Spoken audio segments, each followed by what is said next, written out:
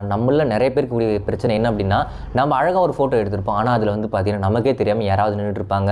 இல்லன்னா ஏதாவது பைக் போயிட்டுருக்கும். இல்லன்னா ஏதாவது அனிமல்ஸ் ஏதாவது கிராஸ் பண்ணியிருக்கும். ஸோ, நமக்கு வந்து பார்த்தீங்கன்னா, நல்லா எடுத்த ஒரு பிக் வீணாகுது அப்படின்னு நினைச்சீங்கன்னா, ஸோ அத நம்ம வந்து கிளியர் பண்றதுக்கு தான் மேஜிக் எரேசர் அப்படின்னு ஒரு ஏஐ வெப்சைட் இருக்கு. ஸோ, நீங்க குரோம்குள்ள போயிட்டு மேஜிக் எரேசர் அப்படின்னு போட்டீங்கன்னா, முதலே இந்த வெப்சைட் வந்து வந்துருங்க.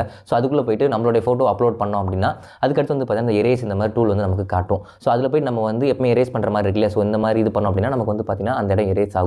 கொஞ்ச நேரம் கழிச்சு வந்து பார்த்தீங்கன்னா, அது கொஞ்சம் ஏன்னா லோட் ஆகும். ஸோ இந்த இது எரேஸ் ஆகணும் இல்லையா ஏஐ மூலியமா. ஸோ கொஞ்ச நேரம் கழிச்சு வந்து பார்த்தீங்கன்னா, அந்த ஃபோட்டோவே அங்க இருக்காது.